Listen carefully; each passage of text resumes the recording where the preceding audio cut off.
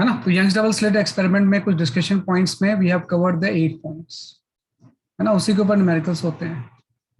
तो वाईडीएससी ही डिस्कस कर रहे हैं हमारे को, है ना, कि वाईडीएससी ही ठीक से आपको स्ट्रॉन्ग करना है अभी। तो वाईडीएससी में जो नेक्स्ट कॉन्सेप्ट आता है, पॉइंट नंबर 9 जो होता है, that is your optical path,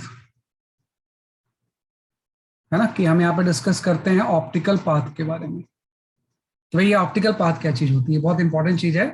ये ऑप्टिकल पाथ अभी कवर तो नहीं किया हमने,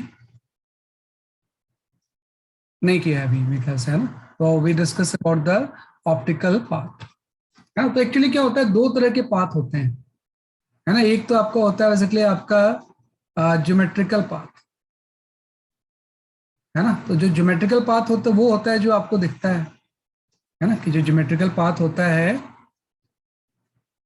अच्छा, जेई मेंस जो है first phase is in February 4th में, बिल्कुल सही टाइम पे है, बिल्कुल सही टाइम पे आ रहा है, अच्छे से आप कर सकते हो सारा कुछ, है ना। तो एक आपका ज्योमेट्रिकल पाथ आ गया। तो जो ज्योमेट्रिकल पाथ होता है वो ये होता है कि एक्चुअल पाथ, है ना, ऑफ लाइट इन मीडियम, कि भाई किसी मीडियम में जो लाइट एक्चुअल पाथ ट्रेवल करती है उसी को हम क्या बोलते हैं, बेसिकली आपका ज्योमेट्रिकल पाथ,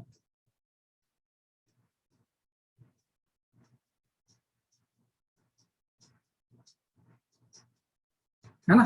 तो ये आपका होता है actual path of light in a medium. भाई मीडियम में जो भी आप, क्या बेटा आपके नेटवर्क में निपुण कुछ दिक्कत होगी, क्योंकि बाकी बच्चे तो नहीं बता रहे हैं ऐसा कि कोई लैग आ रहा है। तो चेक एक बार मीटिंग ऑफ करके फिर से ज्वाइन करो, आप हो सकता है सही हो जाए, है ना। कि actual path of the light in medium जो होता है उसी को हम क्या बोलते हैं, बेसिकली आपका ज्योमेट्रिकल पाथ, है ना। तो जैसे मैंने ऐसा बोल लिया कि सपोज करो आपकी ये कोई स्लैब है, इस तरह से अगर आपकी कोई स्लैब है और इस स्लैब के अंदर अगर रेज आपकी ट्रेवल कर रही है, कैसे ट्रेवल कर रही है ना, कि भाई और आपका ये आपका जो डिस्टेंस है, सपोज आपका डेल्टा एक्स है ना। तो इस डेल्टा एक्स को हम बोलते हैं बेसिकली आपका ज्योमेट्रिकल पाथ। तो ज्योमेट्रिकल पाथ का सिंपल सा मतलब हो जाएगा बेसिकली आपका डेल्टा एक्स, है ना। और बस बात है कि मीडियम में जो भी डिस्टेंस ट्रेवल करेगी वही आपका ज्योमेट्रिकल पाथ होता है ना। तो डेल्टा एक्स ट्रेवल करे तो डेल्टा एक्स ज्योमेट्रिकल पाथ है। इस मीडियम का रिफ्रैक्टिव इंडेक्स आप म्यू ले लो, जब में एयर में होगी तो इसकी speed of light C not होगी, और जब मीडियम में जाएगी तो इसकी स्पीड ऑफ लाइट कम हो जाएगी, सी हो जाएगी, और सी की वैल्यू क्या हो जाएगी, इसलिए आपकी लेस देन सी नॉट। तो ये तो ज्योमेट्रिकल पाथ होता है। अब आपको डिफाइन करना है कि ऑप्टिकल पाथ क्या होता है। तो ऑप्टिकल पाथ की डेफिनेशन ये है कि इक्विवेलेंट डिस्टेंस,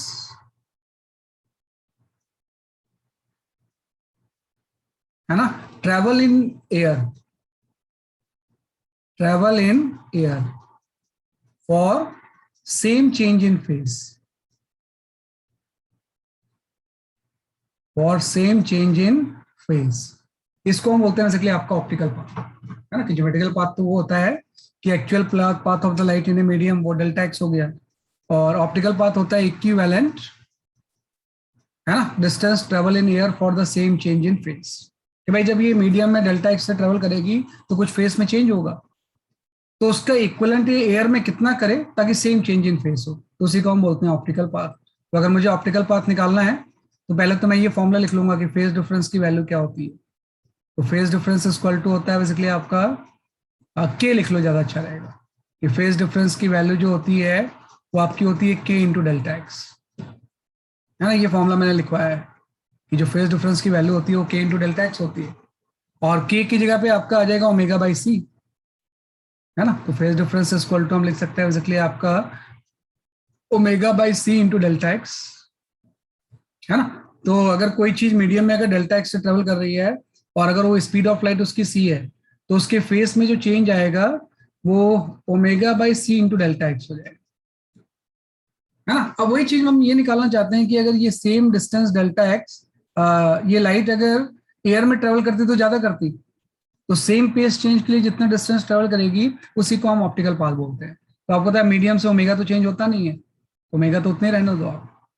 हाँ, सी को हम चेंज कर देंगे, सी की जगह पे हम लिख सकते हैं सी नॉट बाई म्यू, क्योंकि म्यू स्पीड ऑफ लाइट का रेशियो तो होता है, ये सी नॉट बाई सी होता है, तो सी की जगह पे सी नॉट बाई म्यू हो गया इंटू डेल्टा एक्स आ गया, है ना। तो अल्टीमेटली आपका यहाँ पे आ गया बेसिकली आपका omega by C not into mu into delta x, है ना। तो ये जो म्यू इंटू डेल्टा एक्स होता है इसी को हम बोलते हैं optical path,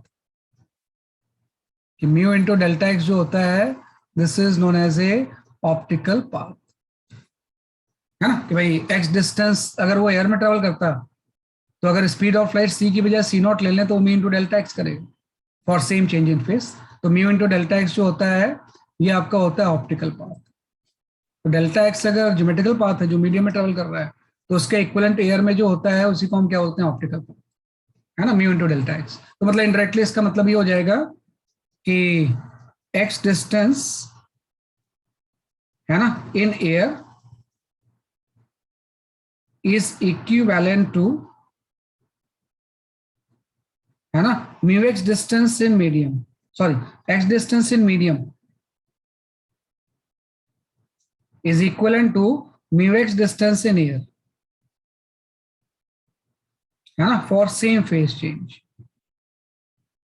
for same phase change, है ना। तो कई बार आपको देखने में पाथ अलग अलग लगेंगे, वो एक्चुअली ज्योमेट्रिकल पाथ होते हैं। ऑप्टिकल पाथ नॉर्मल केस में सेम ही होता है। जैसे अगर मैं आपसे सिंपल सा एक क्वेश्चन पूछूं, हो सकता है इसके पहले भी मैंने बताया होगा कि सपोज करो ये कोई प्रिज्म है आपकी, है ना, किस तरह से हम यहाँ पे कोई प्रिज्म रख लेते हैं, ये आपकी कोई प्रिज्म है और इससे रे ऑफ लाइट पास हो रही है, कि सपोज मैं लेता हूं कि यहाँ पे एक रे ऑफ लाइट ये है और एक रे ऑफ लाइट आपकी ये है। तो आपको पता है जब ये बाहर निकलेगी तो बैंड हो जाएगी, बैंड होके इसका पाथ ऐसे चेंज हो गया और ये ऐसे चली गई। हम क्या करते हैं, एक लेंस लेके इसको किसी पॉइंट पे कन्वर्ट कर देते हैं, भाई बीच में अगर लेंस रख दें तो ये किसी पॉइंट पे सुपर इम्पोज हो जाएंगे दोनों, है ना। और आपने क्या किया, बीच में आपका एक लेंस प्लेस कर दिया ऐसे, है ना, कि बीच में आपने यहाँ पे एक लेंस प्लेस कर दिया ऐसे, एक लेंस प्लेस कर देंगे तो ये आपके क्या हो जाएगा, जैसे आपके कन्वर्ज हो जाएंगे।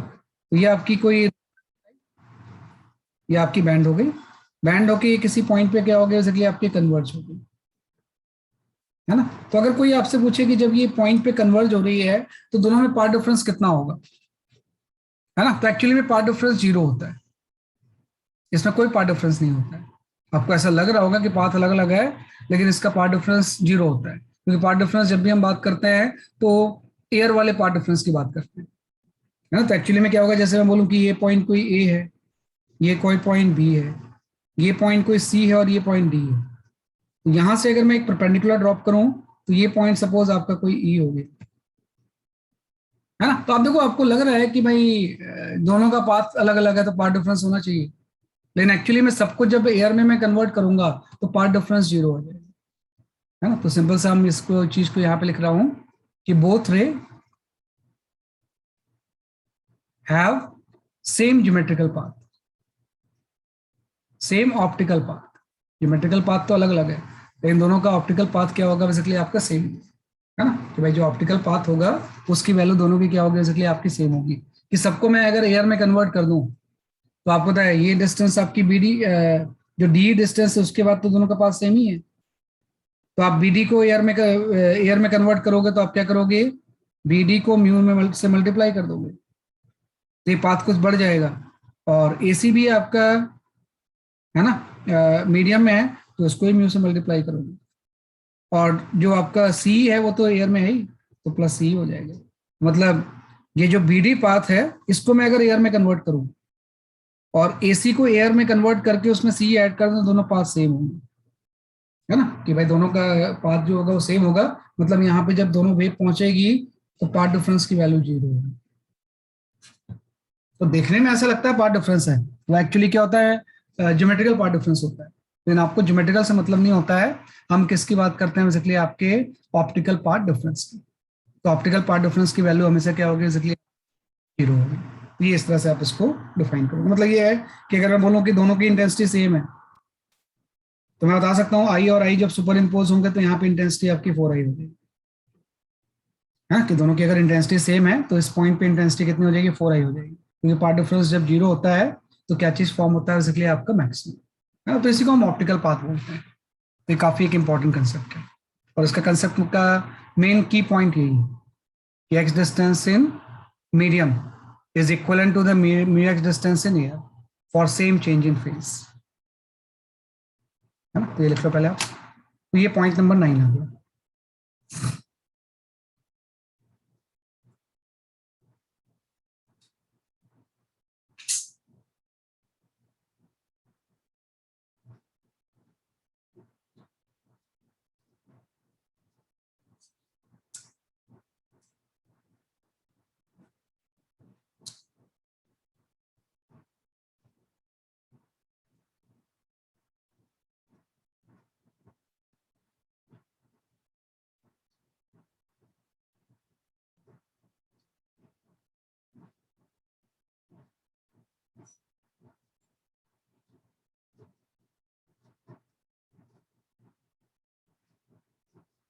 बेटा निहाल, आपकी स्कूल कौन सा है?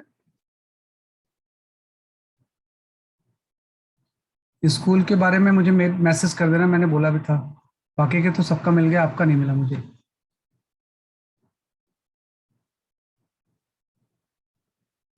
नहीं नहीं, बस यही है, पॉइंट नंबर 9 ही किया हमने। अच्छा, डीडीपीएस में आपका है, ठीक है ठीक है, ओके। डीडीपीएस,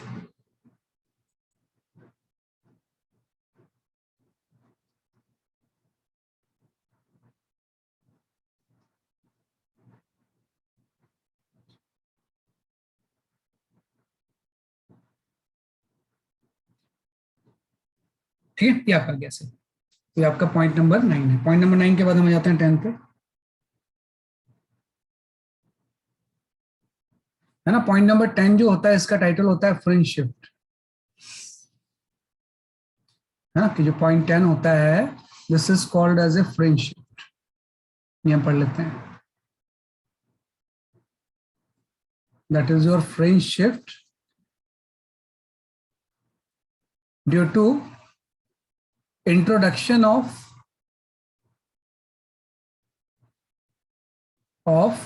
thin transparent film,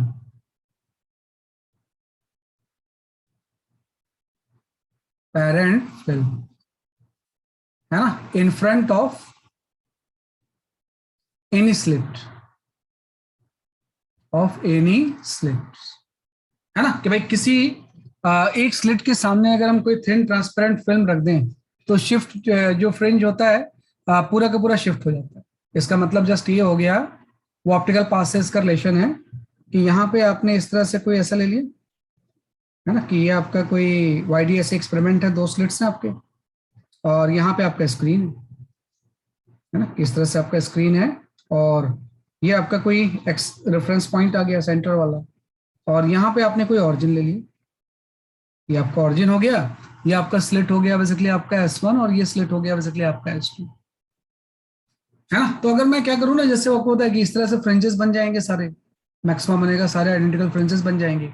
अब किसी एक के सामने, अगर मैं सपोज लोअर के सामने ऐसा रख दूं, कोई थिन फिल्म रख दूं, ऐसे मैं थोड़ा सा मोटा बना रहा हूं, अदरवाइज ये बहुत थिन होती है, कि मैं अगर यहाँ पे कोई फिल्म रख दूं जिसकी की थिकनेस T है और इसका रिफ्रैक्टिव इंडेक्स म्यू है, तो सारे फ्रिंजेस डाउनवर्ड शिफ्ट हो जाएंगे। और अगर मैं इसी को ऊपर वाले के सामने रख दूं तो सारे फ्रिंजेस अपवर्ड शिफ्ट हो जाएंगे।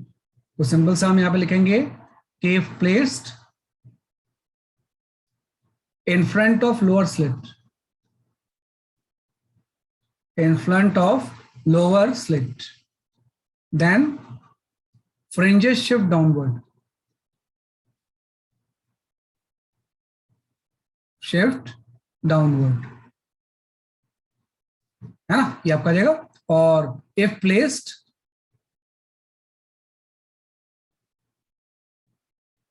in front of upper slit, then fringes shift upward,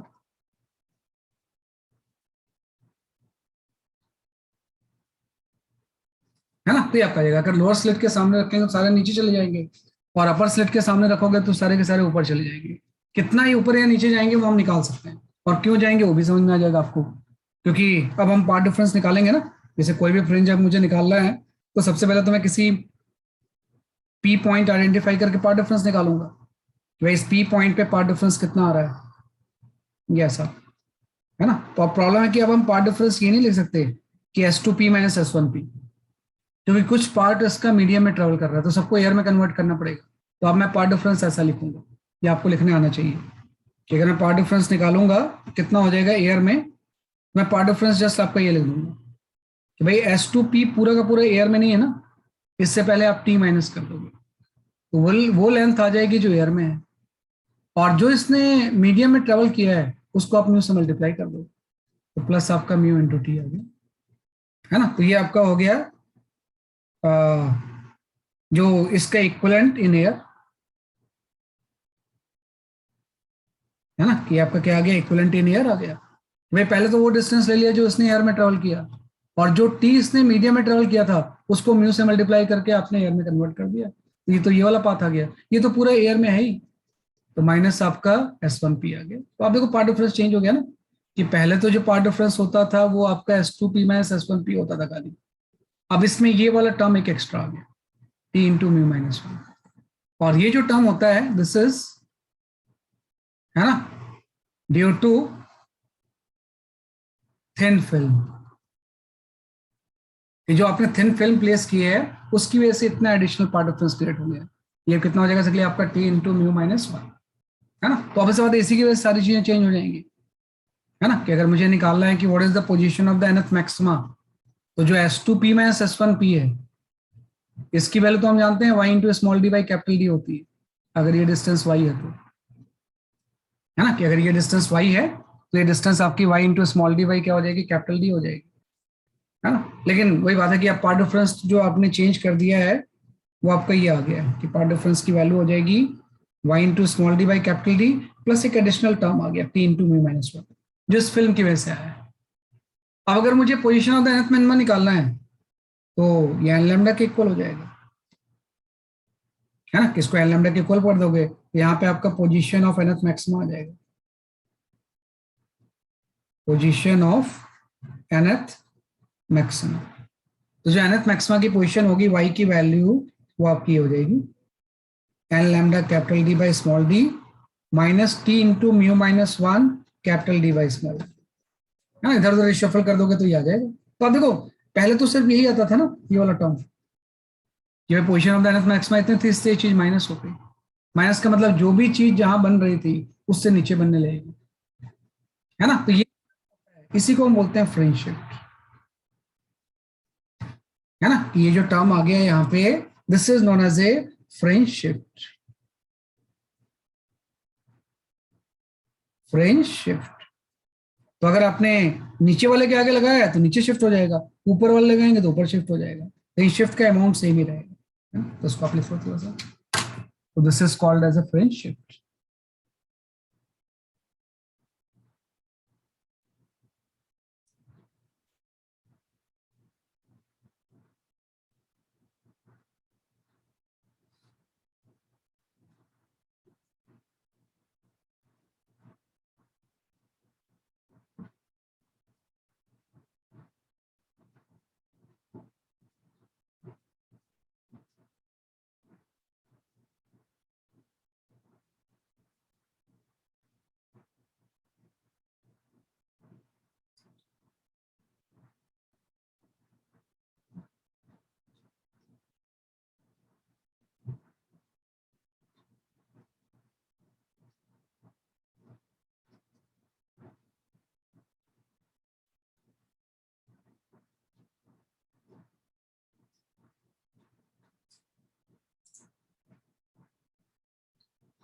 है ना, किसको हम क्या बोलते हैं इसलिए आपका फ्रेंच शिफ्ट।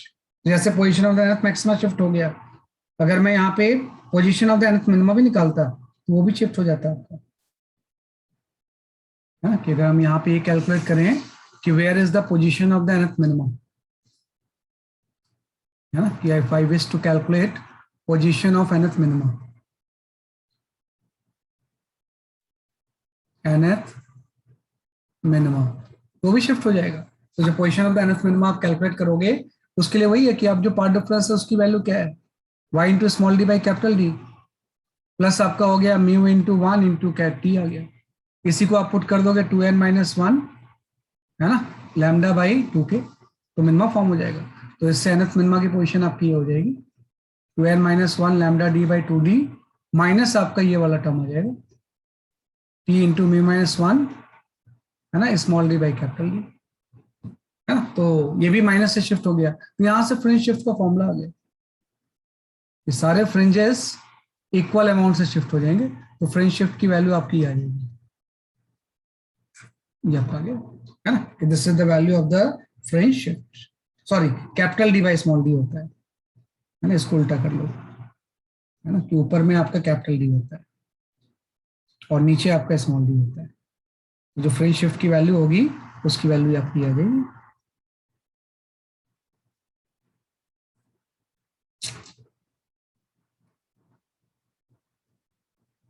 है, तो आपका हो गया capital D by small D, है। तो ये फ्रिंज शिफ्ट का एक कंसेप्ट आ गया। तो मेन चीज था कि कैसे हम पार्ट डिफरेंस निकालें, है ना, तो इसी को हम बोलते हैं बेसिकली आपका फ्रिंज शिफ्ट। तो बहुत सारे क्वेश्चन इस फ्रिंज शिफ्ट के ऊपर आपसे पूछे जाएंगे, तो उसको आप थोड़ा ध्यान रखना।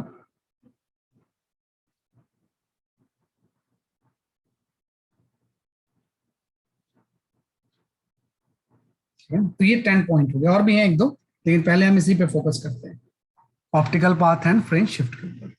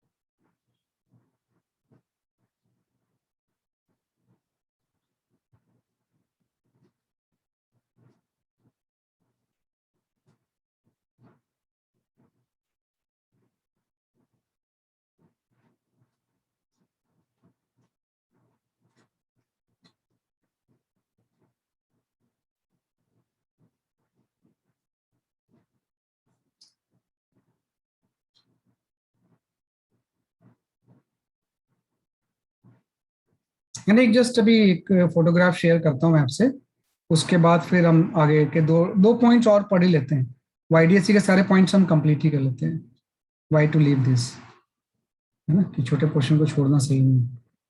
पॉइंट्स पढ़ लेते हैं, फिर क्वेश्चंस प्रैक्टिस करेंगे हायर लेवल के इसके, एक से एक क्वेश्चंस होते हैं इसमें, बहुत जबरदस्त जबरदस्त।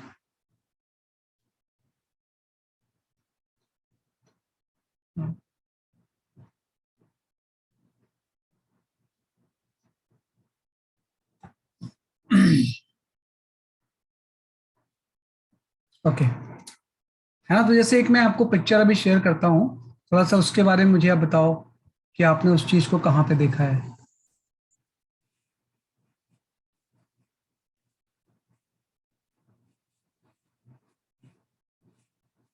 ना। ये क्वेश्चंस बाद में करेंगे, पहले इस पिक्चर को देख लो आप थोड़ा सा।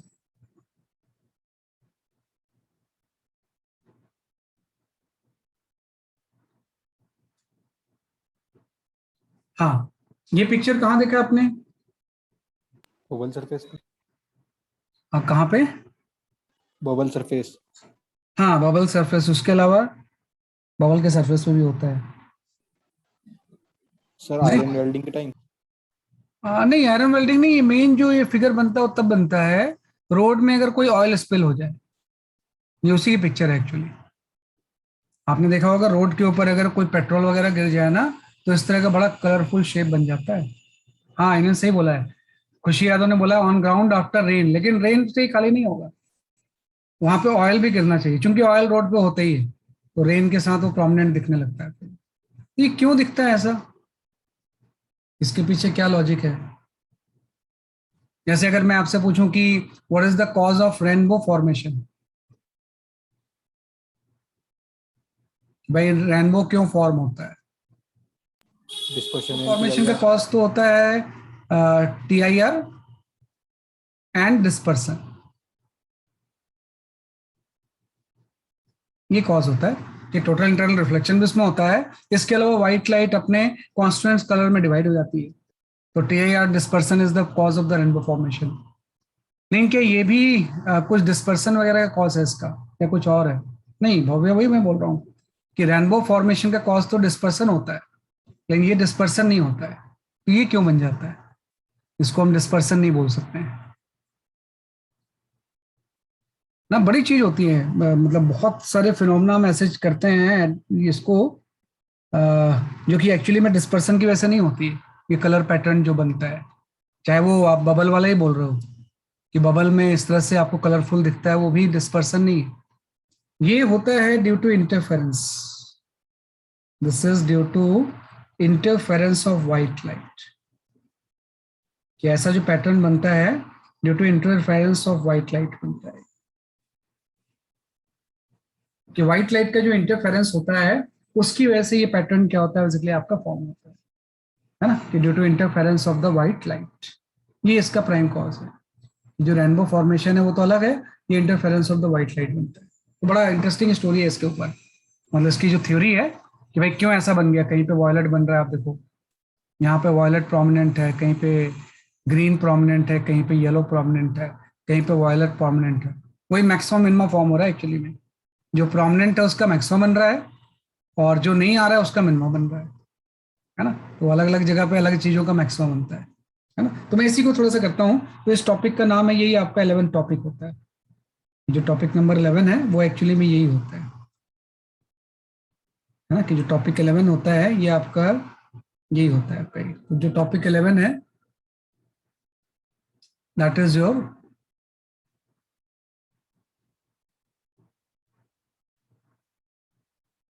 है ना, कि उसी को हम बोलते हैं थिन फिल्म इंटरफेरेंस, है ना। कि यहाँ पे एक कॉन्सेप्ट आ जाता है, we called as a thin film interference, है ना। कि क्यों पैटर्न बनता है इसको समझने के लिए। तो ये आपका पॉइंट नंबर आपका आ गया 11। This is called as a thin film, है ना, इंटरफेरेंस। ये इसका कॉन्सेप्ट है। तो थिन फिल्म इंटरफेरेंस का मतलब ये हो जाता है कि एक्चुअली में क्या होता है ना, जो वाटर सरफेस है उसके ऊपर एक ऑयल की थिन फिल्म बन जाती है। कि वाटर का जो सरफेस है उसके ऊपर ऑयल की एक इस तरह से थिन फिल्म बन जाती है, बहुत थिन होती है। मैं थोड़ा क्लैरिटी के लिए लार्ज करके बना रहा हूँ कि यहाँ पे किसी मीडियम की एक फिल्म बन गई, है ना। और ये जो फिल्म है इसके थिकनेस आपकी टी है ना। टी बहुत कम होगा, मैं थोड़ा सा लार्ज करके बना रहा हूँ क्लैरिटी के लिए। इसका रिफ्रैक्टिव इंडेक्स म्यू है। तो एक्चुअली में जो वाटर जब यहाँ पे स्पिल होता है ना, तो वाटर के ऊपर एक ऑयल की फिल्म होती है ना। अब क्या होता है कि जैसे मैं अभी मोनोक्रोमेटिक लाइट ले लूं, कि सपोज मैं यहाँ पे लेता हूँ कि यहाँ पे कोई मोनोक्रोमेटिक लाइट इंसिडेंट हो रही है। भाई व्हाइट लाइट नहीं लेते हम इसमें, है ना। एक्चुअली में तो व्हाइट लाइट इंसिडेंट होगी, लेकिन मैंने यहाँ पे मोनोक्रोमेटिक लाइट ले ली कि आपकी कोई मोनोक्रोमेटिक लाइट है ना। बाद में व्हाइट लाइट के लिए इसको हम समझ लेंगे कि भाई ये जो लाइट है ये कौन सी लाइट है, बेसिकली आपकी मोनोक्रोमेटिक,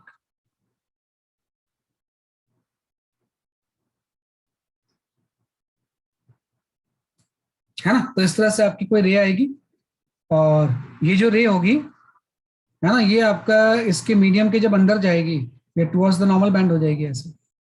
अब क्या होता है ना, अब तक तो हम रिफ्लेक्शन रिफ्लेक्शन अलग अलग पढ़ रहे थे, तो इन दोनों चीजें होती है ना। तो इसका कुछ पार्ट जो एक क्वेश्चन में मैंने दिया था कि कुछ पार्ट सपोज आपका रिफ्लेक्ट हो जाएगा, है ना, और कुछ पार्ट ट्रांसमिट होकर अंदर जाएगा ऐसे। यहाँ भी जब जाएगा तो कुछ पार्ट रिफ्लेक्ट होगा ऐसे, और कुछ पार्ट क्या होगा, बेसिकली आपका ट्रांसमिट होकर जाएगा। यहाँ भी जब जाएगा तो कुछ पार्ट क्या होगा, रिफ्लेक्ट होगा, और कुछ पार्ट क्या होगा, बेसिकली आपका ट्रांसमिट होगा। ये ऐसा कि पूरा का पूरा जो स्ट्रक्चर होगा इसका बेसिकली आपका ऐसा हो जाएगा कि रे आई, रिफ्लेक्ट हुआ, रिफ्लेक्ट हुआ, इस तरफ चला गया ऐसे, यहाँ पे इस तरह से गया, रिफ्लेक्ट हो गया, यहाँ भी ऐसे चला गया ऐसे, है ना। तो अब देखो कि एक सिंगल रे जो थी ना वो दो पार्ट में डिवाइड हो गई। अब मैं अगर इसको इंटरफेरेंस कर दूं इन दोनों का, है ना, आपकी सपोज आई लेंस इंटरफेरेंस कर दे इसका, तो यहाँ पे जब बनेगा तो मैक्सिमम मिनिमम फॉर्म हो सकता है ना, क्योंकि लाइट तो कोहेरेंट ही हुई, क्योंकि सिंगल सोर्स से ही तो हम डिवाइड कर रहे हैं। तो जो भी सिस्टम ऑफ लाइट होगी वो क्या होगी, बेसिकली आपकी कोहेरेंट होगी, है ना। तो अब ये निकालना पड़ेगा कि जब यहाँ पे होगा तो पार्ट डिफरेंस कितना होगा। भाई इस पूरे प्रोसेस में what is the path difference, है ना, कि भाई दोनों वेव में कितना पार्ट डिफरेंस होगा। तो पार्ट डिफरेंस निकालने के लिए मैं यहाँ पे कुछ नॉमेनक्लेचर कर देता हूँ। ये ए है, बी है, ये आपका सी हो गया, यहां से मैं एक परपेंडिकुलर ड्रॉप कर दूंगा, तो ये आपका डी हो जाएगा। तो आप देखो सी डी के बाद तो पाथ सेम ही है ना, तो जो भी पाथ क्रिएट हुआ है वो यही बीच में ही तो हुआ है कि एक सरफेस से रिफ्लेक्ट होगी, एक अंदर जाके रिफ्लेक्ट होगी आ गई। मतलब एक लाइट जो है ऑयल के सरफेस से रिफ्लेक्ट हो गई, और एक ऑयल की थिन फिल्म में अंदर जाके वाटर के साथ जो जंक्शन था वहां से रिफ्लेक्ट होकर वापस आई, है ना। इस केस में तो हम सारा एयर ही ले रहे हैं। तो मैं अगर पार्ट डिफरेंस निकालूं कितना होगा, मैं पार्ट डिफरेंस ऐसा लिखूंगा, ध्यान देना कि पार्ट डिफरेंस हो जाएगा A B plus B C into mu. मैंने यहाँ पे म्यू क्यों मल्टीप्लाई किया, why I have multiplied the mu. Sir air equivalent लाने के लिए। हाँ यार इक्विवेलेंट, क्योंकि ये तो मीडियम में ट्रेवल कर रहे थे। तो जब भी हम पार्ट डिफरेंस निकालते हैं तो अगर आप वेवलेंथ एयर में ले रहे हो तो पार्ट डिफरेंस भी एयर लेना पड़ेगा। अगर आप पार्ट डिफरेंस मीडियम वाला लोगे तो फिर वेवलेंथ भी मीडियम वाला लेनी पड़ेगी, है ना। तो चूंकि हम एयर में कन्वर्ट कर लेते हैं, ये तो पाथ इसका ही हो गया, हम यहाँ से यहाँ तक पहुंच गए। अब इसका पाथ लेंगे, इसको माइनस करोगे आप, ये दोनों का पार्ट डिफरेंस तो निकालना है।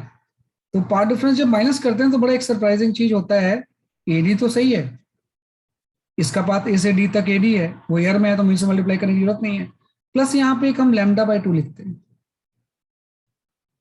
है ना। आप ध्यान रखना है यहाँ भी एयर है और इधर भी हमने एयर ही लिया हुआ है। तो लैम्डा बाय 2 क्यों लिखा मैंने, कोई बता सकता है क्या, वाई लैम्डा बाय 2? बड़े मतलब टेक्निकल चीज होती है।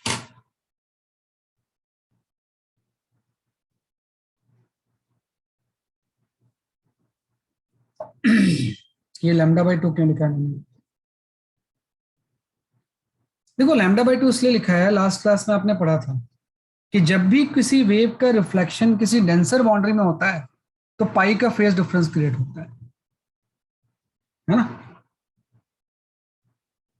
For reflection eight denser boundary,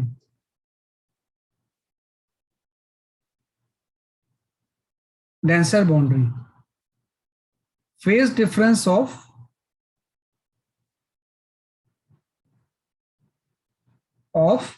pi is introduced, है ना। कि for reflection eight denser boundary अगर होगा तो पाई का फेज डिफरेंस क्रिएट हो जाता है ना। इंट्रोड्यूस पाई का फेज डिफरेंस जो इक्विवेलेंट होगा वो लैम्डा बाय 2 का पार्ट डिफरेंस हो जाएगा, है ना। अगर पाई फेज डिफरेंस तो पार्ट डिफरेंस कितना हो जाएगा, लैम्डा बाय 2 हो जाएगा। तो पाई का फेज डिफरेंस क्रिएट हो गया या लैम्डा बाय 2 का पार्ट डिफरेंस क्रिएट हो गया। लेकिन यही रिफ्लेक्शन अगर रेयर बाउंड्री पे होता है तो कोई फेज या पार्ट डिफरेंस क्रिएट नहीं होता है। फॉर रिफ्लेक्शन, सिर्फ रिफ्लेक्शन के लिए ध्यान रखना, ट्रांसमिशन के लिए नहीं। For reflection at rare boundary, rare boundary, है ना, नो फेज और पार्ट डिफरेंस इज इंट्रोड्यूस।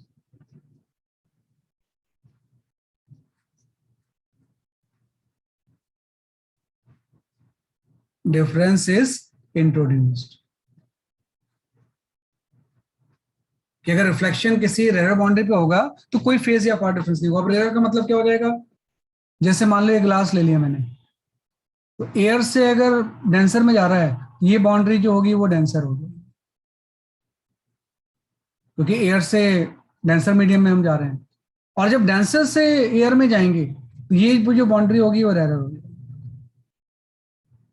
ये ध्यान रखना कि जब भी कोई रे किसी रेयर से डेंसर बाउंड्री में जाती है तो उसको डेंसर बाउंड्री बोलते हैं, और जब डेंसर से रेयर में जाएगी तो वो रेयर बाउंड्री होता है। तो देखो इसमें कि जब ये रिफ्लेक्ट होगा तो डेंसर बाउंड्री में रिफ्लेक्ट हो रहा है ना, तो एक लैम्डा बाय 2 ऑटोमेटिकली आ जाएगा। लेकिन यहाँ पे रिफ्लेक्शन में नहीं आया ये, क्योंकि रेयर बाउंड्री में रिफ्लेक्शन हो रहा है। तो ये बड़ा इंपॉर्टेंट पॉइंट है दोनों, है ना। बहुत सारे क्वेश्चंस में जो है ये यूज होंगे, है ना, कि जब भी रिफ्लेक्शन किसी डेंसर बाउंड्री में होगा ना तो पाई का फेज डिफरेंस या लैम्डा बाय 2 का पार्ट डिफरेंस क्रिएट हो जाता है। तो इसलिए मैंने यहाँ पे लैम्डा बाय 2 ले लिया।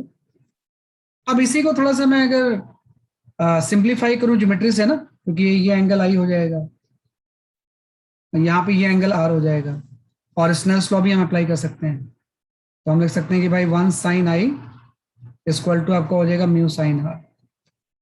तो इसको अगर हम यूज करें तो ये जो चीज होगी थोड़ी सी ज्योमेट्रिकली सिंप्लीफाई होकर ना ये थिकनेस के टर्म्स में आ जाएगी। तो डेल्टा एक्स की जो वैल्यू हो जाएगी वो आपका ये आ जाएगा 2 mu t cos r minus lambda by 2, ये आपका रहेगा, है ना। और ये तब होगा when one boundary is denser other is rare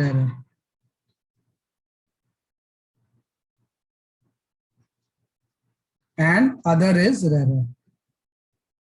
कि अगर एक बाउंड्री डेंसर हो और एक रेयर हो, जैसे इस केस में था कि एयर से ग्लास वाली है ऑयल वाली डेंसर थी और ग्लास से एयर वाली जो थी वो रेयर थी, तो एक लैम्डा बाई 2 यहाँ पे माइनस करता है ना। इसी को अगर हम ऐसा लिख लें कि for near normal view, for near normal view, कि अगर मैं कोई नियर नॉर्मल व्यू ले लूं तो उस केस में ये जो कॉस आर की वैल्यू वो 1 हो जाती है। तो जो पार्ट डिफरेंस की वैल्यू होती है ना, वो आपकी 2 mu T minus lambda by 2 है ना। तो ध्यान रखना इसी से आया है, किसी को थोड़ा सा ज्योमेट्रिकली सिंप्लीफाई करेंगे तो ये चीज आ जाएगी। यही आपको मेमोराइज करना है, थोड़ा सा इसको मेमोराइज करके रखना है, ये आपका जाएगा सर, है ना। यहाँ भी ऐसे ही आपका आ गया,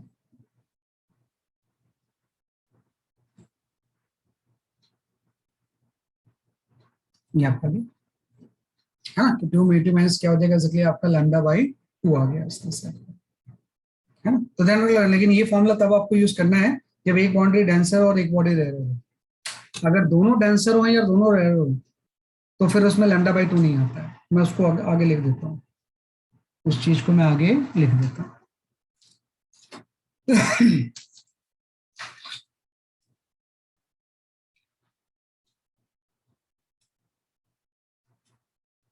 ये पॉइंट नंबर 11 हो गया।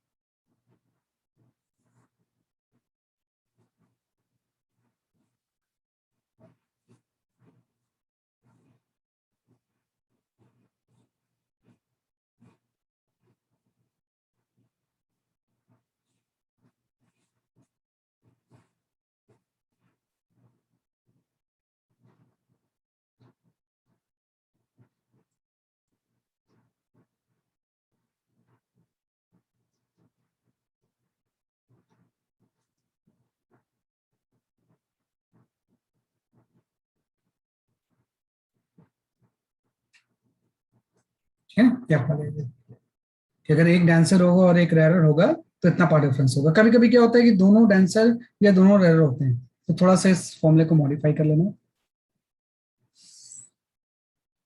है ना। इफ बोथ बाउंड्रीज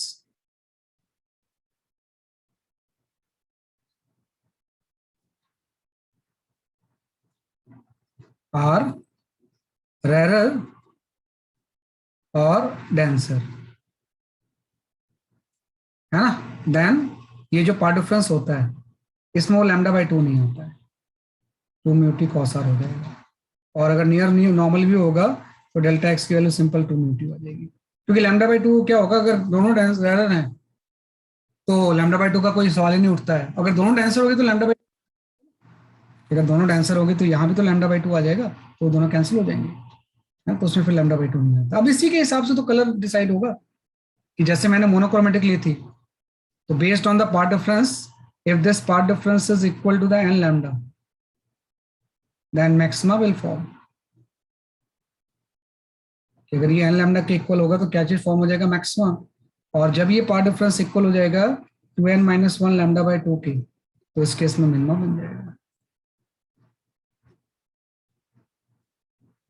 है ना। कि उस केस में क्या बन जाएगा, इसलिए आपका मिनिमा बन जाएगा, है ना। कि जब एन लैम्डा होगा तो मैक्सिमा फॉर्म होगा, और अगर 2n माइनस 1 लैम्डा बाई 2 होगा तो क्या चीज फॉर्म होगा, इसलिए आपका मिनिमा फॉर्म हो जाएगा, है ना। तो ये आपका गया delta x equal to n lambda,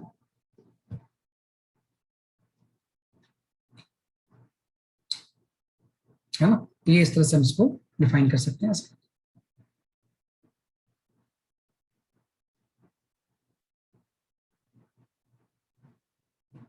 है ना। तो इसलिए वो कलरफुल पैटर्न बन रहा था। कलरफुल पैटर्न बनने का जो मेन कॉज था ना, वो यही था, भाई क्यों ऐसा कलरफुल पैटर्न बनेगा, है ना, कि भाई जैसे मैंने यहाँ पे बोला, अब ये तो मोनोक्रोमेटिक लिया था मैंने, अगर व्हाइट लाइट यहाँ पे इंटर होगी, ऐसे इंटर होगी व्हाइट लाइट, सपोज आपकी ये व्हाइट लाइट है, हाँ, तो वैसे ही क्या होगा, एक पोर्शन तो बाहर से रिफ्लेक्ट होके चला जाएगा और एक पोर्शन अंदर जाके रिफ्लेक्ट होके ऐसे आएगा, और आपकी जो आई का लेंस है ये इसको रेटिना के ऊपर सुपर इम्पोज करेगा। तो based on the path difference, जिस कलर का मैक्सिमम बनेगा लाइट को उसी की सेंसेशन होगी ना। तो अगर यहाँ पे ये रिंग जो है अगर वो ग्रीन कलर की आ रही है, मतलब ग्रीन का मैक्सिमम बन रहा होगा, कहीं दूसरी जगह पे दूसरे का बन सकता है, यहाँ भी ऐसी होगी, सरफेस से रिफ्लेक्ट होगी, एक अंदर जाके रिफ्लेक्ट होकर वापस आएगी, सुपरपोजिशन हो गया। तो यहाँ पे वॉयलेट अगर आ रहा है तो वॉयलेट कलर का सेंसेशन आ जाएगा, तो इसलिए वो कलरफुल दिखाई देता है आपको। और जब पर्सपेक्टिव चेंज करोगे तो मतलब पार्ट डिफरेंस भी चेंज होगा, तो लैम्डा के साथ उसका रिलेशन चेंज हो जाएगा, तो कलर का पैटर्न शिफ्ट भी होता है ना। शिफ्टिंग कलर पैटर्न का रीजन वही होता है कि जब देखने की आई की पोजीशन अगर आप चेंज करोगे ना, तो पहले जो कलर दिख रहे थे वो चेंज हो जाएंगे, है ना। कलर चेंजिंग इंक जो होती है उसका कंसेप्ट यही होता है, तो सारा इंटरफेरेंस की वजह से होता है ना। तो ये इसमें रीजन है इसका, तो ये हम इस पर कर सकते हैं इसे, है ना। तो ये आपका पॉइंट नंबर 8 आ गया।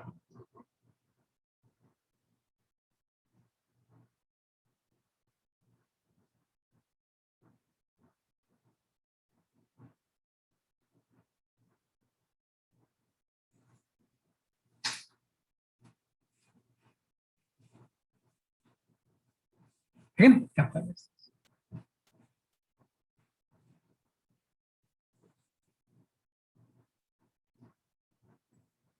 तो ये आपका हो गया पॉइंट नंबर आपका, है ना, 11 हो गया, है ना। 11 पॉइंट को हम बोलते हैं थिन फिल्म इंटरफेरेंस। सबके क्वेश्चंस आएंगे, मैं क्वेश्चंस भी सबके बताऊंगा, पहले एक बार मैं पॉइंट्स बताना चाहता हूँ। तो एक लास्ट पॉइंट है उसको भी कर लेते हैं वाईडीएफसी का, है ना। उसको हम बोलते हैं शेप ऑफ द फ्रिंज, है ना, कि भाई जो पॉइंट नंबर 12 है, this is known as a shape of the fringe. Denser और रेयर कैसे डिसाइड किया है, जैसे अगर कोई चीज एयर से ग्लास में जा रही है रे, तो कम रिफ्रैक्टिव इंडेक्स से ज्यादा में अगर जाएगी तो इस बाउंड्री को हम डेंसर बोलते हैं। और कोई चीज अगर ग्लास से एयर में जा रही है, मतलब ज्यादा रिफ्रैक्टिव इंडेक्स से कम में जाएगी, तो इस बाउंड्री को हम रेयर बोलते हैं, है ना। तो कम रिफ्रैक्टिव इंडेक्स से ज्यादा में जाएगी तो डेंसर हो जाएगा, ज्यादा से कम में जाएगी तो वो रेयर हो जाएगा, है ना। तो उसके लिए हम बात करते हैं इसमें से। तो ये आपका होता है, ये इंपॉर्टेंट चीज है, उसी के अकॉर्डिंग फॉर्मुला फिर चेंज हो जाएगा ना, भाई ये फॉर्मुला यूज करना है या माइनस लैम्डा बाई 2 लगाना है इसमें, तो सब कुछ डिपेंड करेगा कि बाउंड्रीज का नेचर कैसा है ना। तो ये आपके डेंसर एंड रेयर के कोर्सेज होते हैं, है ना। अब एक चीज आ जाती है इसमें कि जो पॉइंट नंबर 12 हम इसमें डिस्कस करते हैं यहाँ पे, है ना, कि भाई एक चीज आ जाती है यहाँ पे कि आपका शेप ऑफ द फ्रिंजेस कैसा होगा। We talk about the shape of fringes,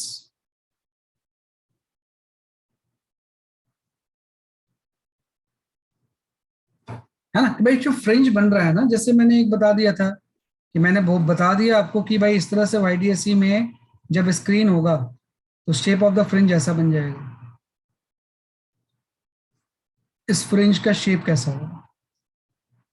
तो आईडीएससी में shape of the fringe screen पे ऐसा बन रहा था, है ना, स्ट्रेट ऐसे पैरेलल स्ट्रिप्स बन रही थी। तो इसके ऊपर थोड़ा सा डिटेल नॉलेज की जरूरत होती है आपको कि शेप ऑफ द फ्रिंज बनेगा कैसे। तो shape of the fringe depend करता है ना, शेप ऑफ द फ्रिंज, या अभी आप इसको मत लिखो किस चीज के ऊपर डिपेंड करता है, पहले आप शेप ऑफ द फ्रिंज के बारे में समझो। तो मैं ऐसा ले लेता हूँ कि तो नॉर्मल वाईडीएससी में बनता है ऐसा, मैं वाईडीएससी की बात नहीं करता हूँ, मैं ऐसा लेता हूँ कि दो पॉइंट सोर्स है, एक आपका S1 पॉइंट सोर्स है, एक आपका S2 पॉइंट सोर्स है ना। शेप ऑफ द फ्रिंज सबसे पहले हम लेते हैं ड्यू टू, है ना, टू पॉइंट सोर्स, कि अगर दो पॉइंट सोर्स हैं तो इसके इंटरफेरेंस की वजह से शेप कैसा बन जाएगा। तो एक्चुअली ये हाइपरबोलाइड शेप का बन जाता है, अगर दो पॉइंट सोर्स हैं तो shape of the fringe will be the hyperboloid.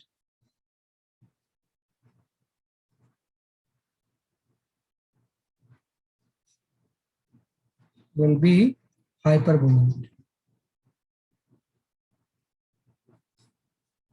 हाँ, हाइपरबोला इसलिए बनेगा, इसका रीजन होता है, जैसे मैं बोलूंगा भाई जो इसके चारों तरफ जो फ्रिंजेस बनेंगे ना, वो एक्चुअली इस शेप के बन जाएंगे ऐसे। आप ध्यान रखना, जो फ्रिंजेस जो बनेंगे वो इस तरह से हाइपरबोलाइड शेप के बनते हैं। बहुत सारे होंगे ऐसे, मैं एक दो ही बना रहा हूँ कि इसी को हम हाइपरबोलाइड बोलते हैं। 3D हाइपरबोला जो होता है, 3D hyperbola is known as hyperboloid. ये हाइपरबोलाइड बन जाएगा,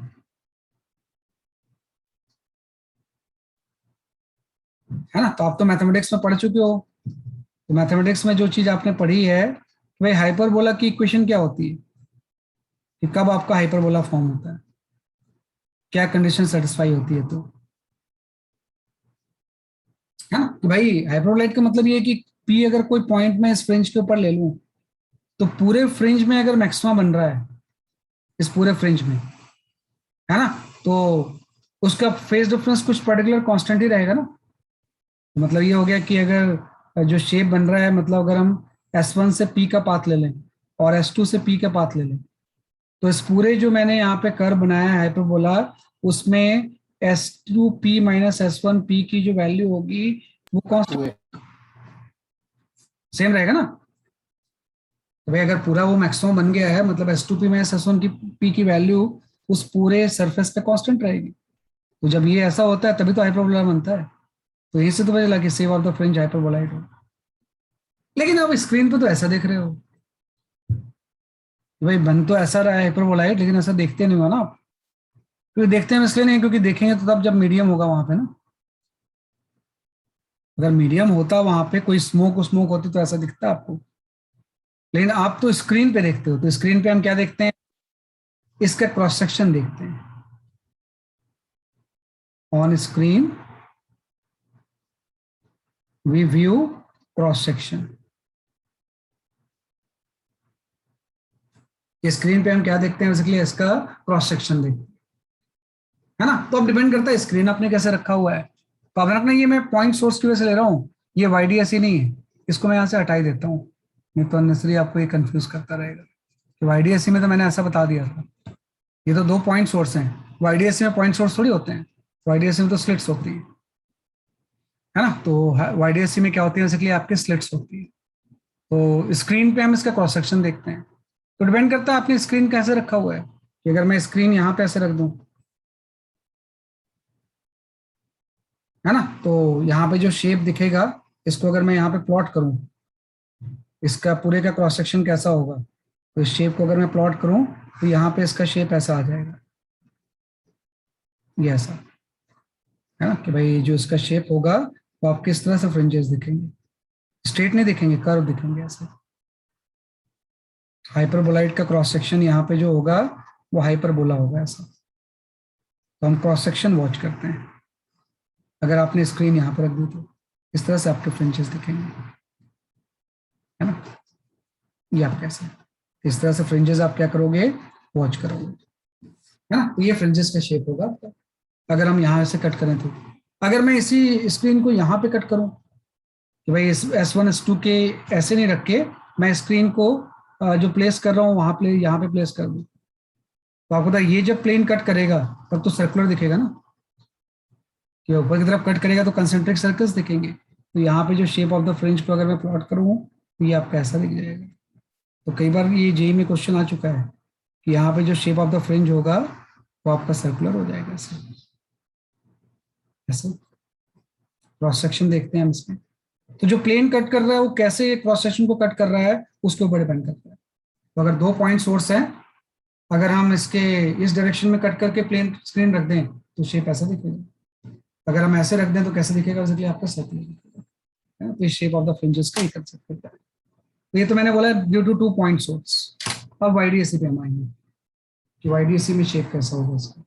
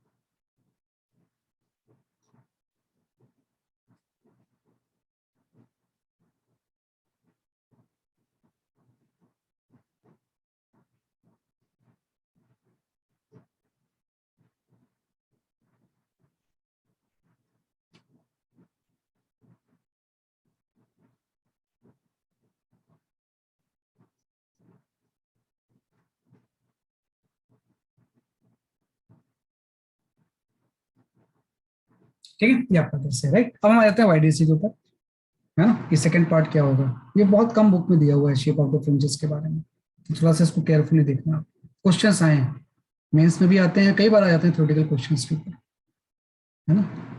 ये थोड़ा सा टेक्निकल चीज है। क्रॉस सेक्शन आपको देखना है, क्योंकि हम तो देखेंगे वही जो स्क्रीन पे चीज होगी ना, कोई चीज हवा में थोड़ी ऐसे दिखेगी जो मीडियम नहीं है, तो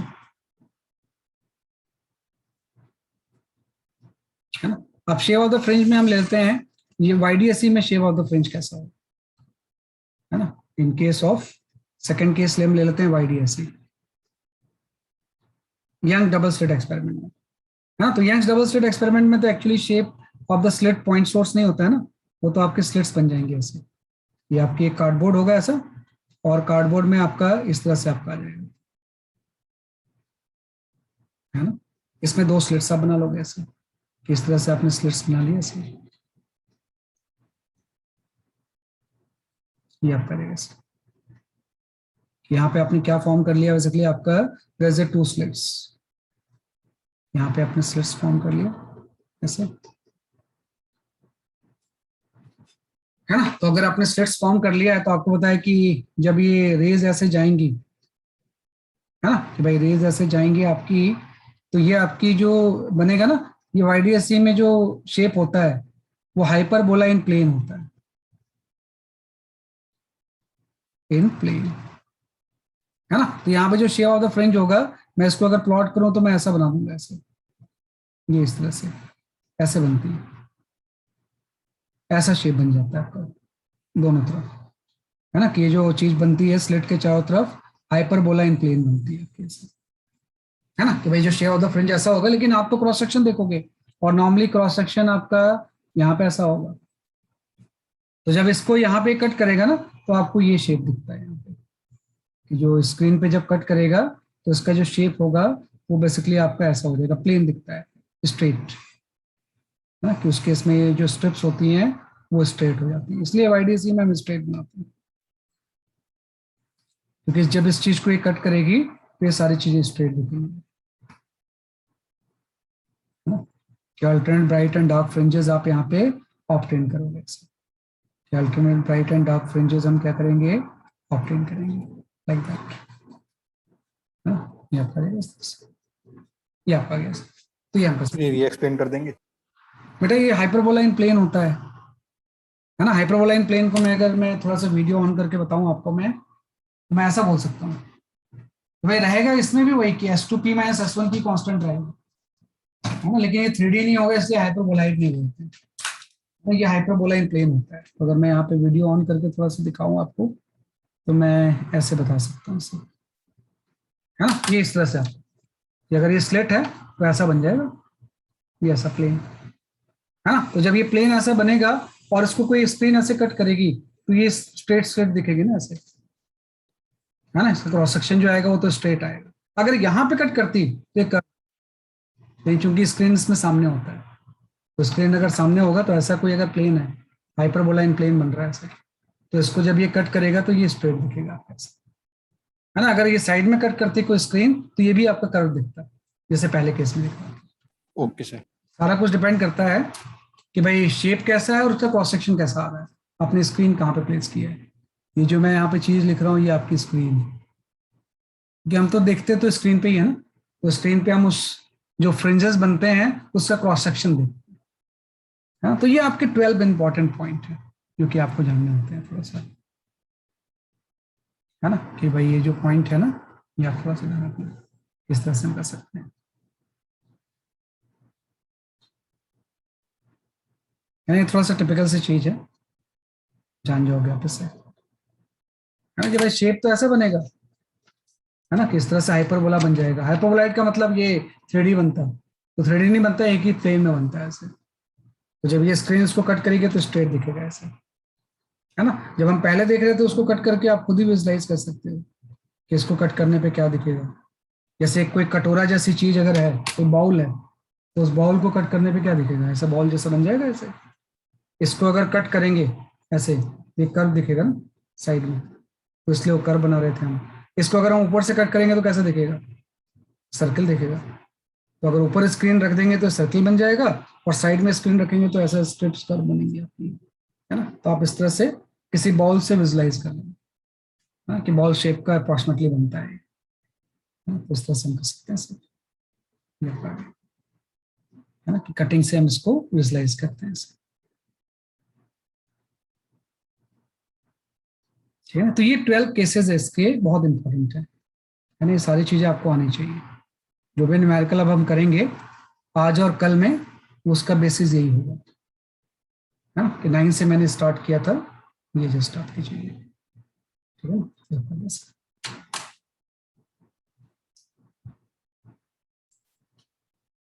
तो इस तरह से हम कर सकते हैं।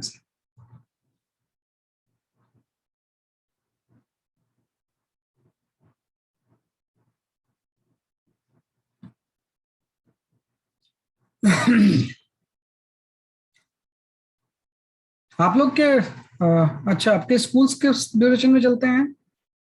स्कूल कब होते हैं आपके, स्कूल की क्लासेस? 8:30 to 1:20। अच्छा, मतलब फर्स्ट हाफ में होता है ना, सेकंड हाफ में तो ऑलमोस्ट फ्री रहते हो ना आप लोग, यस सर। क्लास नहीं है पेस की तो। Yes sir. वैसे प्लेस की क्लास तो रहती ही है। Yes sir. मंडे को है क्लास क्लास प्लेस की? यस सर, होगी सर, अच्छा गुलजीत अच्छा, सर की होगी। हाँ उनकी भी 2 क्लास होती है ना, सही बात है, सही। चलो देखता हूँ मैं, ठीक है कोई नहीं। चलो, तो मैं कुछ क्वेश्चन शेयर कर रहा हूँ, उसको जरा सा ट्राई करो।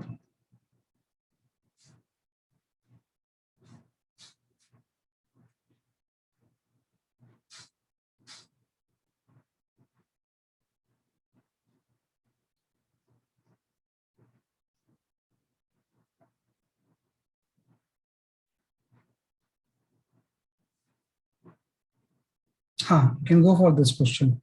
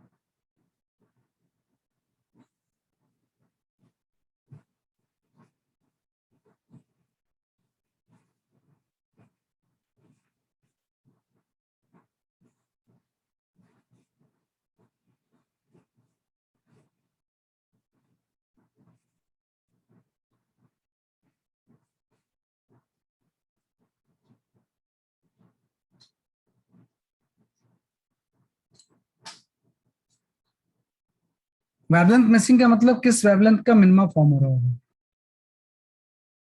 किस वेवलेंथ का मिनिमम फॉर्म हो रहा है?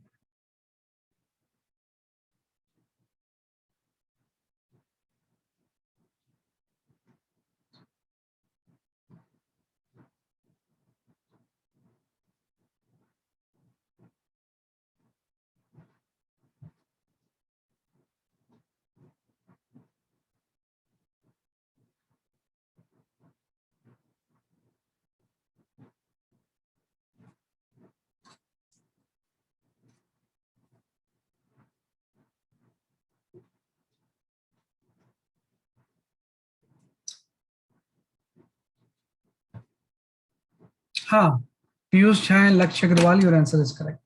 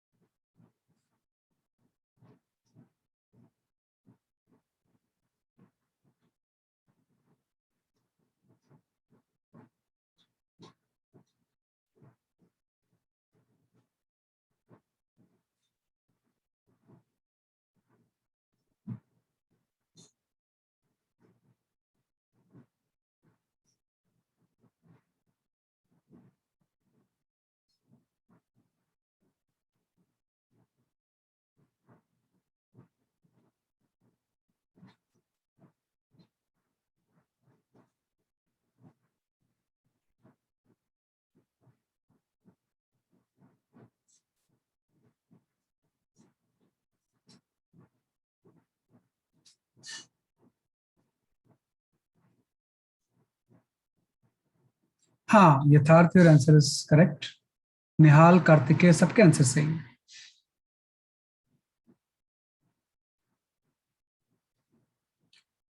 है ना? सही है, सही है, आपने सही बताया। ठीक है ना? बिल्कुल सही है। देखो, इसको अगर मैं एक्सप्लेन करूं तो ये सिंपल से यही तो बोल रहा है। छोटा सा एक डायग्राम बना लो ना। ये बड़ा पॉपुलर क्वेश्चन है ना? कई बार मेंस में एज इट इज आ जाता है। एडवांस में तो नहीं आएगा क्योंकि इतना पॉपुलर है, लेकिन मेंस में कई बार ये एकदम ऐसे ही पूछ लेते हैं, थोड़ा सा वेरिएशंस करके। है ना? कि भाई ये आपका कोई स्लिट्स है ना, और ये आपका कोई रेफरेंस लाइन आ गया, ये आपका स्क्रीन आ गया। तो ये बोल रहे हैं कि इसके ठीक सामने एक स्लिट के, एक ठीक के स्लिट के ठीक सामने जब सुपर पोजिशन होगा व्हाइट लाइट का, तो किसी कलर का हो सकता है, वहां पे मैक्सिमम मिनिमम फॉर्म हो जाएगा। है ना? कि भाई मिनिमम फॉर्म मिसिंग का मतलब हो जाएगा मिनिमम फॉर्म हो जाएगा। है ना? तो किस कलर का मिनिमम फॉर्म होगा? तो आपको पता है ये डिस्टेंस आपका b/2 हो गया ना। तो स्लिट की विड्थ इसने b दिया हुआ है, ये इसने d दिया हुआ है। हाँ, तो मतलब आपको पता है कि जहां पे y की वैल्यू b के इक्वल है, वहां पे मिनिमा बनना चाहिए। y इक्वल टू जहां पे b है, सॉरी b/2 है, वहां पे मिनिमा बनना चाहिए। ये तो है। तो position of the nth minima क्या होता है, हम जानते ही हैं। Position of the nth minima होता है 2n-1 लैम्डा, है ना, d/2b हो जाएगा आपका। है ना? एक्चुअली स्मॉल डी और कैपिटल डी में थोड़ा सा डिफरेंस आ गया। तो ये position of the nth minima होना चाहिए, और ये nth मिनिमा b/2 पे बनना चाहिए। तो 2 तो कैंसिल हो गए। जिस वेवलेंथ के लिए होगा वो वेवलेंथ आ गई, b²/2 - 1 इंटू डी आ गया। है ना? अब वो कौन सा मिनिमा बन रहा है वो आपको पता नहीं है ना, कि फर्स्ट बन रहा है, सेकंड बन रहा है, कौन सा बन रहा है। तो आप ट्राई कर लोगे यहाँ पे पुट कर करके।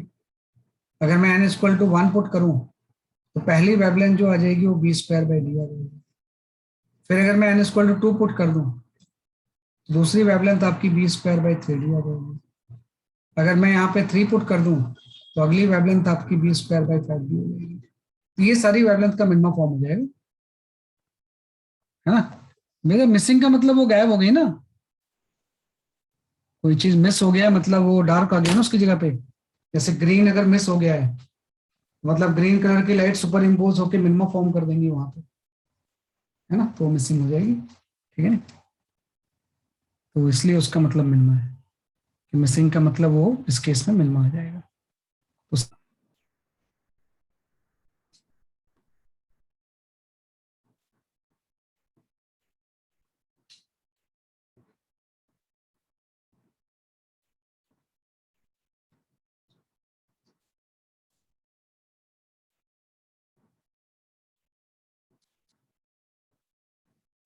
ठीक है, तो ये आपका गया ऐसे। तो मिसिंग का मतलब वही होता है, जैसे ग्रीन का मिस हो रहा है, मतलब ग्रीन कलर सुपर इम्पोज होके वहां पे डार्क हो गया तो मिस हो गई।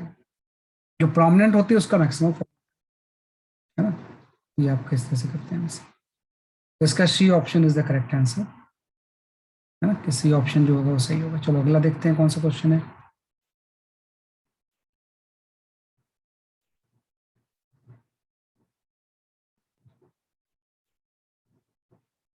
अरे मिसिंग का मतलब वही तो बता रहा हूँ बेटा निहाल, कि मिसिंग का मतलब हो गया कि जैसे व्हाइट लाइट आई, उस वहां पे सुपर इम्पोज हो गई, है ना, कि व्हाइट लाइट सुपर इम्पोज हो गई, और यहाँ पे जो मैक्सिमा बन रहा है इसके सामने, है ना, हम देख रहे हैं कि भाई बाकी कलर तो इसमें है विबग्योर के, मान लो इसमें ग्रीन क्यों नहीं है, कि ग्रीन कलर का मिनिमम फॉर्म हो गया है ना। तो जो मिनिमम फॉर्म होगा वो स्पेक्ट्रम से हट जाएगा ना, जैसे विबग्योर है, एक से ज्यादा का भी मिस हो सकती है। तो वॉयलेट कलर का अगर मिनिमम फॉर्म हो गया तो वॉयलेट स्पेक्ट्रम से हट जाएगा। ग्रीन का अगर मिनिमम फॉर्म हो गया तो ग्रीन हट जाएगा। अगर रेड का मिनिमम फॉर्म हो जाएगा तो रेड हट जाएगा, बाकी कलर दिखेंगे उसमें। तो मिसिंग का मतलब मिनिमम फॉर्मेशन नहीं होता है ना। Y equal to b by two इसलिए है क्योंकि एक स्लिट के एकदम सामने हम ले गए हैं, तो एक स्लिट के in front of one slit लिखा है ना, तो in front of the one slit में वाई की वैल्यू बी बाई टू ही तो होगी, बी स्लिट विड्थ है, तो इससे सी ऑप्शन आ जाएगा। क्या कर सकते हैं इसे?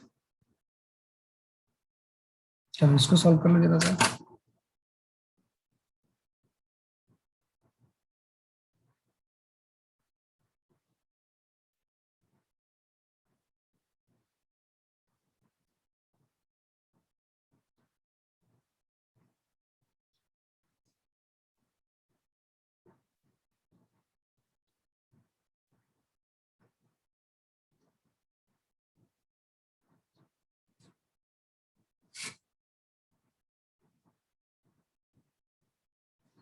इसको कर तो ही चुके हैं हम क्लास में।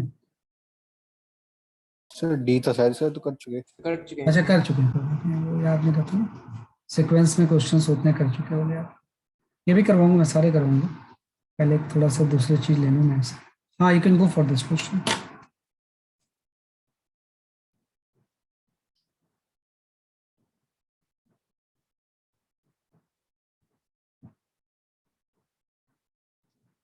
तो आज थोड़ा सा घर पे जाके अच्छे से इसको रिवाइज करो, कल इसके बहुत हायर लेवल के क्वेश्चंस हम करने वाले हैं,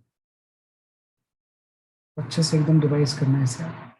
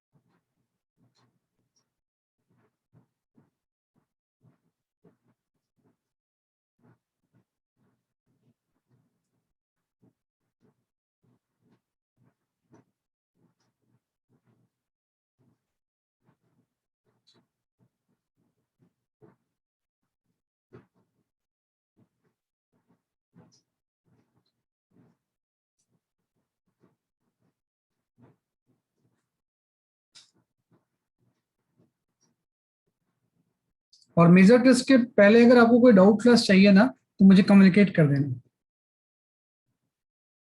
मैं आपकी डाउट क्लास ले लूंगा। मुझे मैसेज कर देना, कई बार क्या होता है मैं लगा तो लेता हूँ, बच्चे नहीं आते, तो उसमें फायदा नहीं होता। मैं किसी को अगर चाहिए ऐसा लगता है तो मुझे पर्सनल मैसेज कर दो आप। तो मैं उसको फिर नेक्स्ट वीक या नेक्स्ट वीक ही लगा लूंगा, क्योंकि अब तो एक ही वीक बच गया, 2 वीक बचे हैं वैसे तो, इन दोनों वीक ले लेंगे। मैसेज करना होगा आपको, मुझे मुझे भूल जाता हूँ ना कई बार मैं।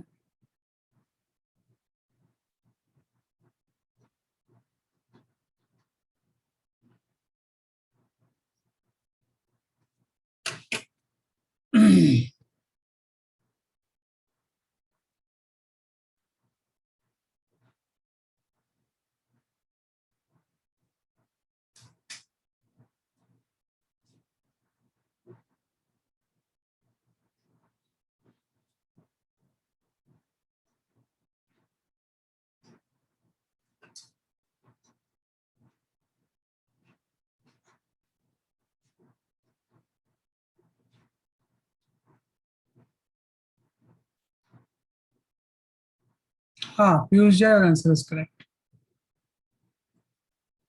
आपका आंसर सही है पीयूष।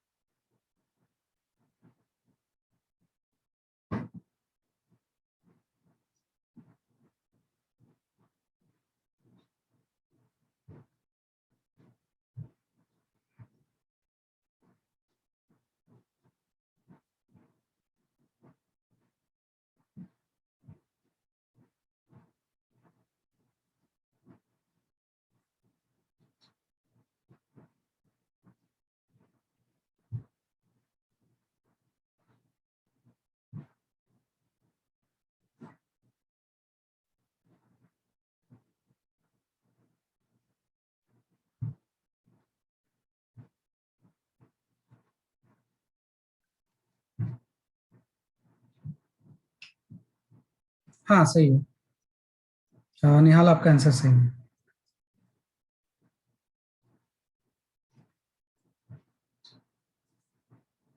हाँ सही है, देखो कुछ नहीं है कि अगर मैं यहाँ पे थोड़ा सा फ्रेंच पैटर्न प्लॉट कर लूँ तो उससे आसानी हो जाएगी आपको समझने में कि एक्चुअली में क्या बोलना चाह रहा है।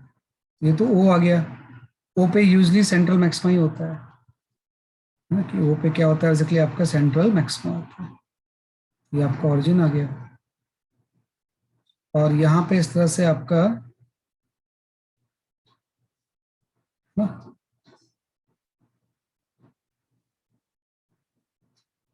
है ना। अरे यार ये थोड़ा डायग्राम बड़ा बनाना पड़ेगा मुझे, है ना। वैसे कुछ नहीं है कि अगर आप स्लेट रखोगे ना तो एक्चुअली क्या होगा, सेंट्रल मैक्सिमा अगर फोर्थ की जगह पे चला गया तो फोर्थ यहाँ आ जाएगा ना, या ऊपर से अगर फोर्थ नीचे आ गया तो सेंट्रल मैक्सिमा फोर्थ की पोजीशन पे चला जाएगा। मतलब वहां पे जहां पे y इक्वल टू 0 होगा वहां पे फोर्थ मैक्सिमा बन जाएगा, कि जहां पे y इक्वल टू 0 होगा वहां पे क्या बन जाएगा, इसलिए आपका फोर्थ मैक्सिमा। और शिफ्ट के साथ मैक्सिमा की पोजीशन ये होती है n lambda capital D by small d equal minus mu minus 1 t capital D by small d, ये तो होता है मैक्सिमा की पोजीशन। तो जहां पे y इक्वल टू 0 होगा वहां पे फोर्थ मैक्सिमा बन जाएगा, है ना, क्योंकि सेंट्रल मैक्सिमा अगर शिफ्ट करके फोर्थ की जगह पे चला गया तो फोर्थ ऊपर से इसकी जगह पे आ जाएगा ना। मतलब जहां पे n इक्वल टू 4 है वहां का y 0 ले लो, तो 0 आपने ले लिया, ये 4 lambda D by small D हो गया minus mu minus 1 T into capital D by small D हो गया, तो ये तो कैंसिल ही हो गया, है ना। तो यहाँ से thickness of the glass slab पूछा हुआ है, तो ये 4 लैम्डा बाई म्यू माइनस 1 हो जाएगा। अब वैल्यूज पुट कर दो, 4 lambda 6000 by mu minus 1 minus 1, है ना। तो इससे आप सॉल्व करके देखो क्या है आपका, है ना। तो 48 के टर्म्स में आ जाएगा ये, तो यहाँ से आपका आ जाएगा 48,000 आर्मस्ट्रॉन्ग, ये थिकनेस हो जाएगी। अब इसको जिसमें मतलब आप पुट कर लो, आर्मस्ट्रॉन्ग से माइक्रोमीटर कर लो या जो कर लो, है ना, इसका आंसर हो जाएगा।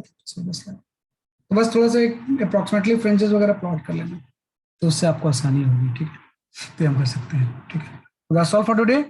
डाउट्स क्लास के लिए मुझे मैसेज जरूर करना, तो मैं उसके अकॉर्डिंगली फिर ना नेक्स्ट 2 वीक में डाउट्स क्लास प्लान कर लूंगा, तो उसको फिर अटेंड कर लें। जो भी मैसेज करेगा वो अटेंड जरूर करेगा, है ना, उसके डाउट्स होंगे तो अटेंड जरूर करेगा फिर उसे। नहीं तो कई बार बच्चे फिर ज्वाइन नहीं करते हैं, हमारा यूजलेस हो जाता है वो टाइम। हाँ, प्रॉब्लम्स हो गए, कुछ भी हो गए, जो भी चीज़ है वो डाउट्स को आप पूछ सकते हो उसमें, ठीक है ना। That's all for today, bye bye.